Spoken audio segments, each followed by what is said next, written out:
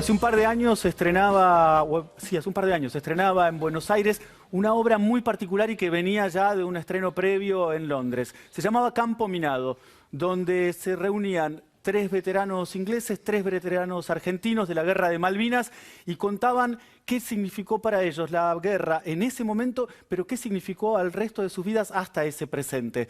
Una obra realmente muy, pero muy singular que venía creada por la actriz, performer, dramaturga, escritora y podríamos buscarle algunas cosas más. Lola Arias, muchas gracias por estar esta mañana con nosotros. Gracias por invitarme. ¿Cómo surgió en vos Campo Minado? Y se me ocurre que una chica joven esté proponiendo una historia entre veteranos de guerra, con lo difícil que es además tocar temas de guerra y con 2 países que estaban con muy pocas comunicaciones. ¿Cómo fue generar todo este motor? Bueno, yo había hecho una obra que se llamó Mi vida después, Sí. donde jóvenes nacidos durante la dictadura argentina reconstruían la vida de sus padres. En esa obra ya aparecía las Malvinas como tema y como problema, digamos. Pero yo decidí hacer esta obra un poco en 2013 porque me invitaron a una exhibición que se llamó Después de la Guerra en Londres. Y yo fui invitada con otros 25 artistas a reflexionar sobre los efectos de la guerra. Y ahí presenté un trabajo solo con veteranos argentinos, que era un video.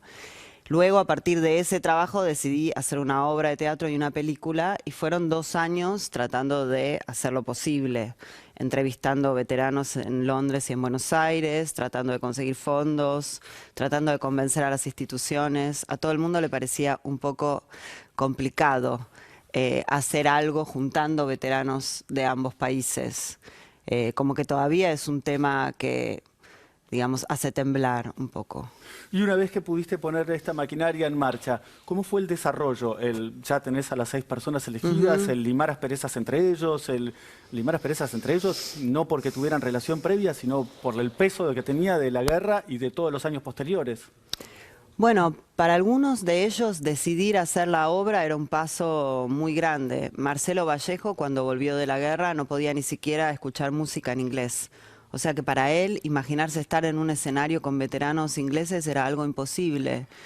Y de repente tuvo la curiosidad suficiente y el interés como para decir, bueno, voy a aventurarme a ver qué es esto. Del lado inglés también, para los ingleses venir a la Argentina 3 meses a ensayar con una directora argentina una obra en la que no sabían cómo iban a aparecer y qué se iba a contar, era también un salto al vacío.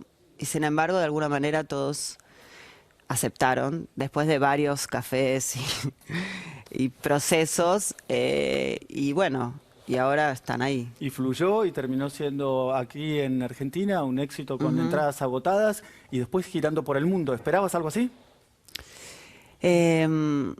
No, yo esperaba, no sabía qué esperar en realidad. Tampoco, por eso, digamos, los proyectos documentales como este, que es un proyecto de teatro documental, tienen ese riesgo de que no sabes qué es lo que va a pasar. O sea, qué va a pasar a través de ese encuentro entre antiguos enemigos.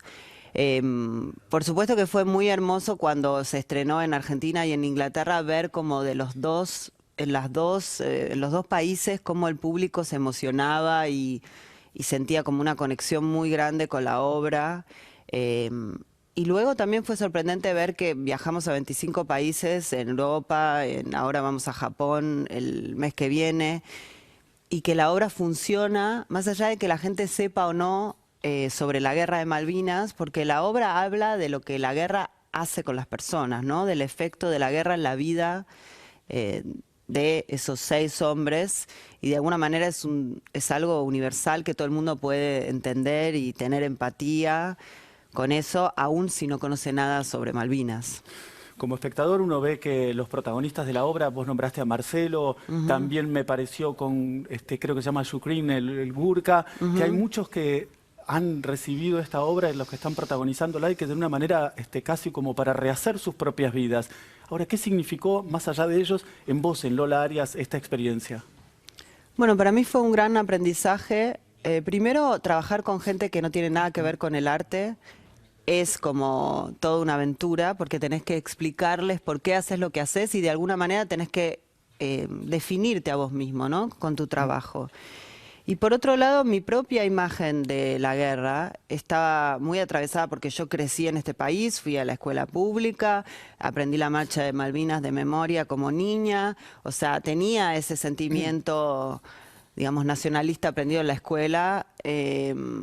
Y cuando me encontré con ellos, me di cuenta de que mi propia imagen era que los argentinos habíamos sufrido, los que combatieron, y que los ingleses, como eran profesionales, no habían sufrido los efectos de la guerra. Y cuando conocí a los ingleses y los entrevisté y tuve la posibilidad de hablar con muchos veteranos, me di cuenta que la guerra es una experiencia que te marca de una forma radical y que no importa si sos profesional o no, porque nadie está preparado para una guerra, ¿no? Como que hay algo de esa experiencia límite entre matar y morir que es algo que no irreversible, ¿no?